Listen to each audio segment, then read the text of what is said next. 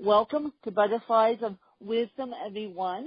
And today, not only is this episode 100, we have, well, Mel and I do, and our very special guest, Susie, who's on the other end with Mel, has a very special announcement. Because last night I got an email from my podcasting host saying now that we are now in Spotify. So basically what that means to you guys is you can find Butterflies of Wisdom in Spotify. And that is huge because people tend to listen to Spotify over speakers in their houses, and it's one of the biggest, other than Sonos, it's one of the biggest distributors of music now / podcast. So basically, with Mel and Susie, I am reintroducing Butterflies of Wisdom to you guys today because I want the Spotify listeners to understand what Butterflies of Wisdom is. And granted, they tell me that Spotify isn't a huge amount of growth, but who cares when it comes to now you can listen to a podcast over a real speaker instead of a iPhone headphone.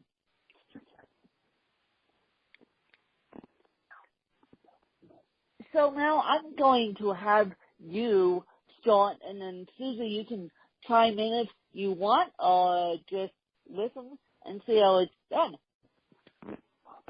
Hey guys, how are you? Mel here. Good to see you. Good to hear from you too, Win. Hope you're doing well. Congratulations on the 100 episodes. And, obviously you've added massive value for quite a while, and I'm proud to be part of it. And I'm proud to have my really good friend, Susie Longwell here. She is a brilliant art collector and artist, if I may say so myself, and very much a spiritual person and a great avid reader. And I was telling her about you, Win, and she just wanted to say hello and kind of listen and see what we do. Well, thank you very much. And so for me, doing this 100th episode and getting inducted into Spotify has been a great honor. And so we're, along with Susie, reintroducing Butterflies of Wisdom to the world again because I only feel like it's right. And so, Mel, why don't you start asking me questions? And then, as I said, if Susie wants to ask questions, she's more than welcome to do it. Absolutely. Actually, I'd like to do a warm introduction with Susie to the world. So, Susie, thank you for joining us today. And if we could do that first, Win, then we'll go into our questions. Susie, I know that you love art. You're very much into the spiritualism of it all. Can you give us just a brief summary of what's going on with you and what you're into? Okay, I'm a cancer survivor of 12 years, and I work out a lot and met Mel, and awesome trainer. And I'm really enjoying just having a nice friendship with him. And I retired. I was a school teacher. So, and I'm just really honored to be a part of this and to be meeting you, even if it's just in this way. So thank you very much. Well, you're welcome. Awesome. And you will be meeting me in person, Susie, because as you guys know, those of you who are on the West Coast / East Coast, you guys know I'm actually making my way out there sometime in 2019 to pick up my diploma from the Academy of Arts Journalism School. fashion journalism, believe it or not. And so you on the West Coast will be meeting me in person. We'll just have to figure out logistics. Yeah, absolutely. I mean, you guys will a tremendous time. be understanding why I do what I do, and you guys will be behind the scenes and understanding of what I do, why I do it, and why I sent myself back and am sending myself back to journalism school. You know, it's been an incredible journey for you, and for those of you on Spotify who don't know, we have two very talented people here on the podcast today, obviously with Wynn and with Susie, and there's a common thread between the two of you, Wynn, because Susie was also a school teacher. What grade did you teach? Kindergarten through third grade. So I had little ones. Oh my God! Wynn just retired from that and to go back to college. Oh my gosh! Good for you. No, I'm proud of you. I haven't retired quite yet. I'm now teaching third grade, which preschool I taught that for 11 years, and preschool did me in basically. And so now I am teaching third grade 1 day a week due to my physical disability, but I consider myself a full-time writer and not even a teacher anymore, you guys, because as Susie will attest to, and as I will attest to, any teacher in the teaching field, we don't make enough money. It's simply a class one, whether you're disabled or not. And when cancer, in Susie's case, or when cerebral palsy strikes you down, there's nothing you can do because the medical bills come piling in on top of you. So that's why I am now going to be a freelance journalist / a writer, because I can make more money doing that than teaching. Well, not only that, but you're going to tap into your superpower and your passion, which is going to bring the best out of you, and you're going to add a lot of value to the public and to the people that enjoy that, and you're going to be, you know, rightfully compensated. And when that formula hits, you just enjoy things better and you attract a lot more things to yourself. So, you know, it's a good decision that you made.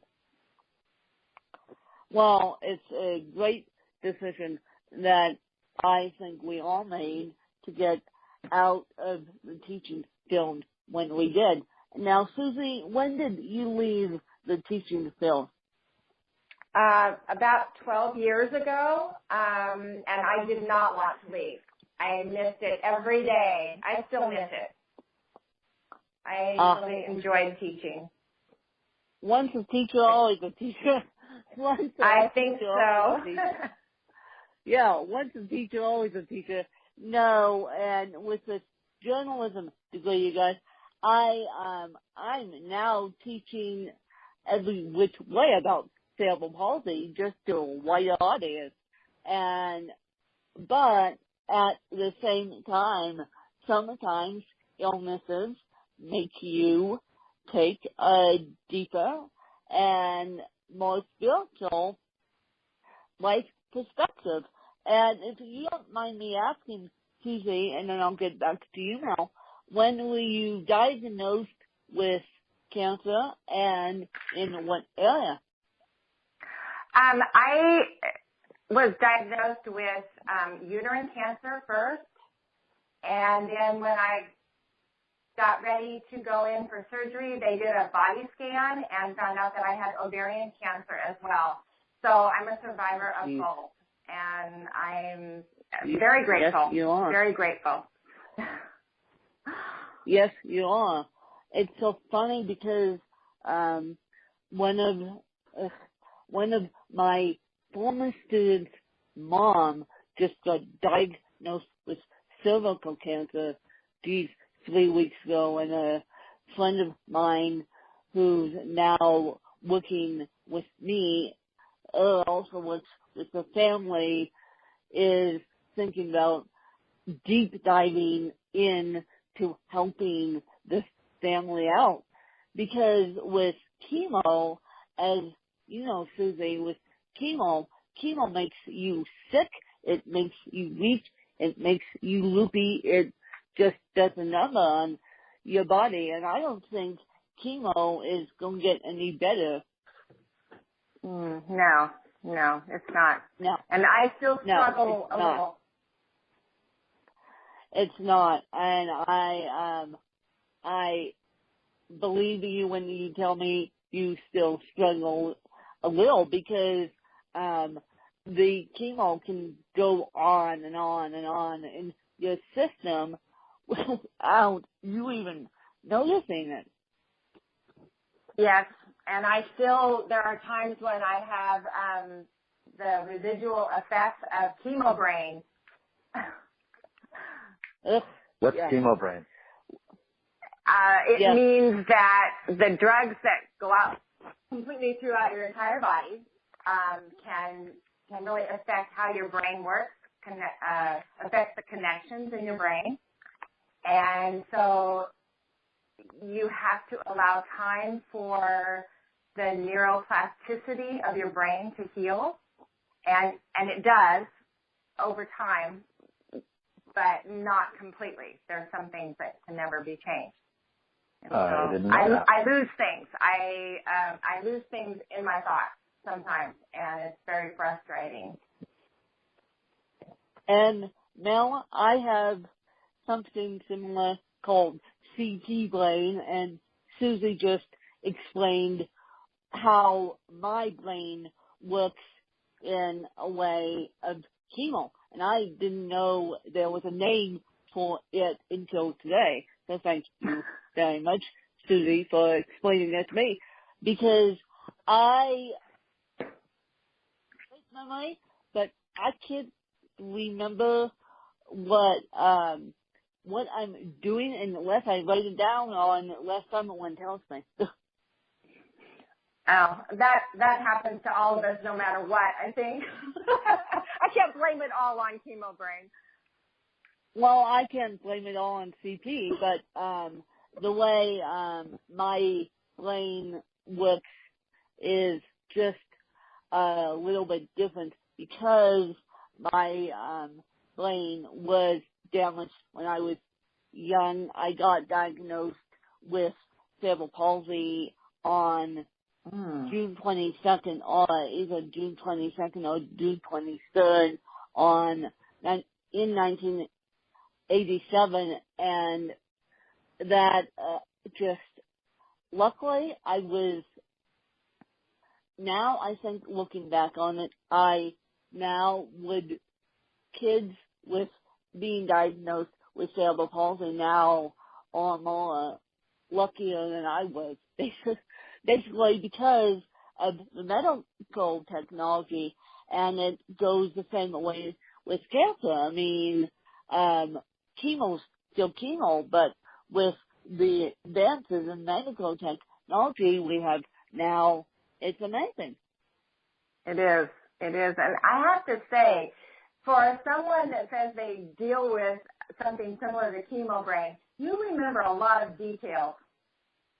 Oh yeah, nothing gets past me. I'll tell you that right now.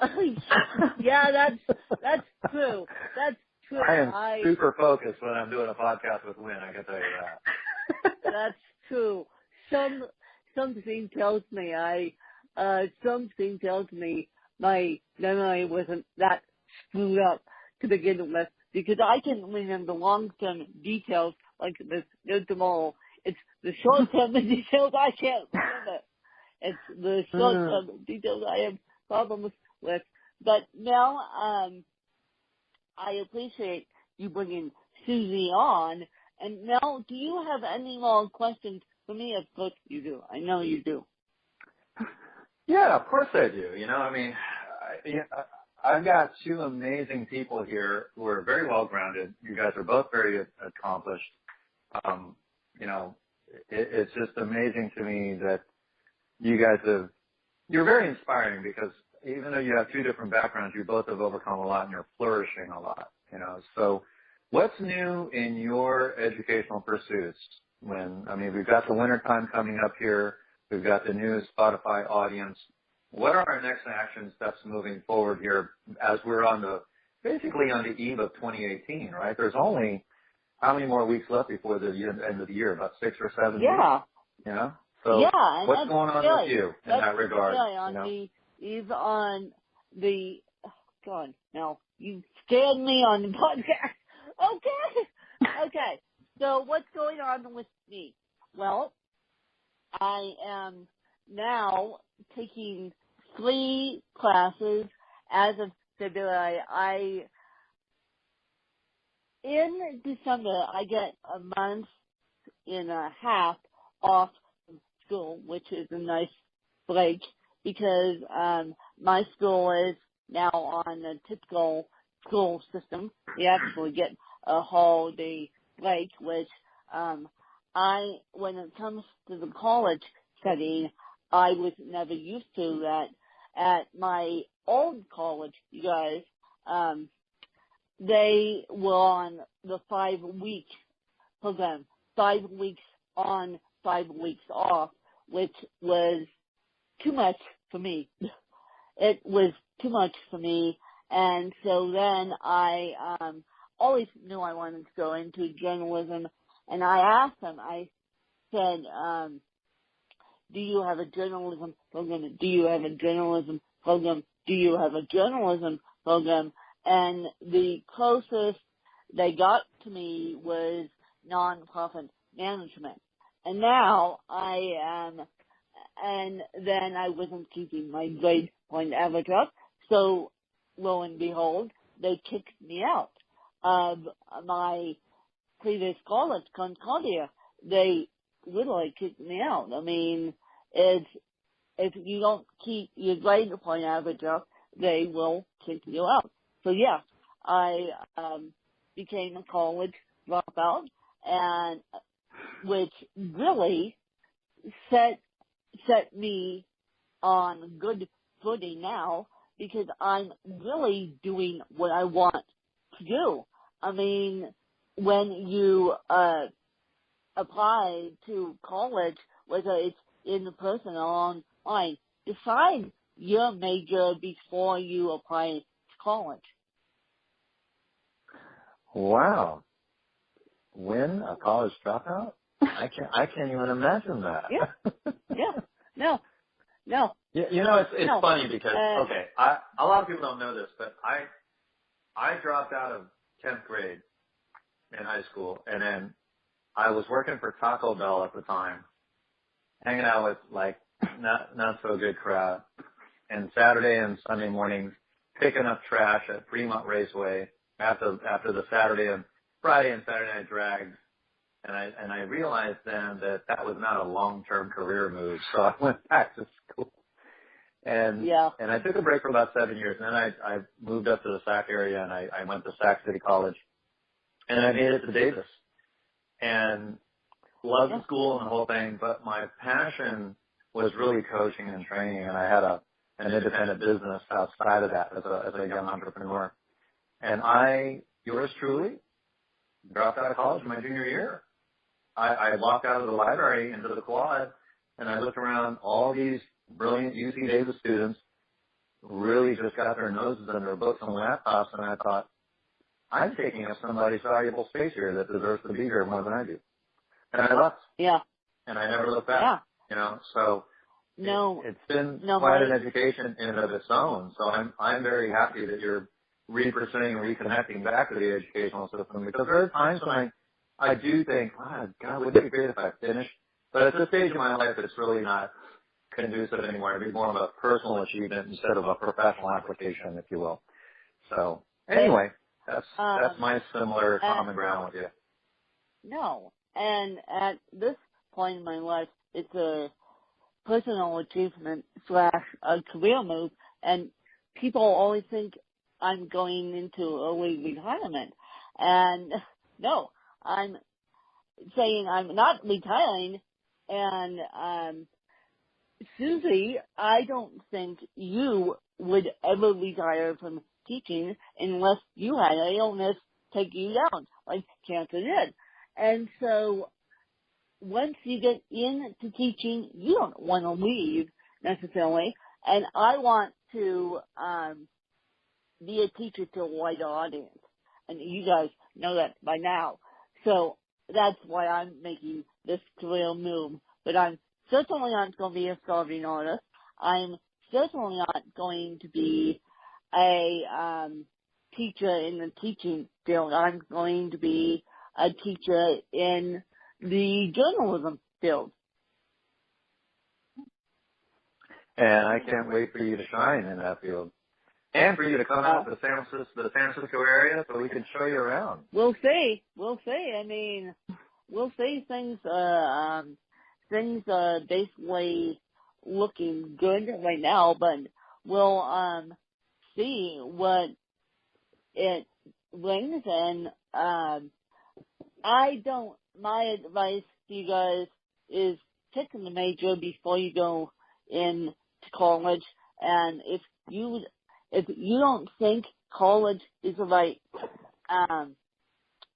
thing, don't do it. Don't be spending over $1,000 on these college degrees and then don't use them. And I don't know about when Susie was teaching, and Susan can answer me this. In my teaching field, now granted I was at a private school, so in my field, they'll hire anyone with any degree, basically, because they're so desperate for teachers. Susie, when you were teaching, did they do that to you? I'm sure that was happening in some areas, but the school district that I taught in California, I became a literacy specialist, and my children that I served were Pakistani and Hispanic children learning English. So it was a real specialty kind of thing, and not a lot of people were doing it. So they didn't just hire anybody. But I know it does happen in some places. It does. Yeah. But everybody's got something to offer. And ESL is a disability in itself, you guys. ESL is a major learning disability in itself, you guys. Even though they don't consider ESL, English as a second language, a disability, I consider it as a disability because same thing. Out here in Colorado, particularly where I am in Aspen, Colorado, we have a lot of the Hispanic population. So they're walking into these schools in preschool and kindergarten not knowing the English language. So then they have to be stuck in ESL classes, which is a wonderful thing, but yet ESL is a disability in itself. Yes, it is. My school did not segregate the children by whether or not they could speak English. They were in a regular classroom, and that was part of my whole literacy component. So, and it was a really nice experience for me. I loved my kids, and I learned more from them about people and other places than I probably ever would from anyone else. So I really enjoyed my time. I definitely agree with that. You got, as Susie will tell you, and I'll back up here, then we'll get back to Mel. But as Susie will say, you will learn more from these kids than these kids will ever teach you. And I don't think they ever teach you the stuff you're learning in an academic environment, especially when it comes to teaching. So I would highly recommend, and this is what I did as I was getting my teaching degree. I volunteered. I volunteered from 2006 to 2009 in a public school setting. Turns out I lost my job in 2009 due to the economic downturn and some other reasons. And so, but now that I know what I know from that experience will, I will always keep with me for the rest of my life, even though I was emotionally abused by my boss. Yes, I said emotionally abused. And my boss will never say I'm sorry for that one. But student teaching is one of those things you either get the lucky stick or you don't. I unfortunately got the unlucky stick.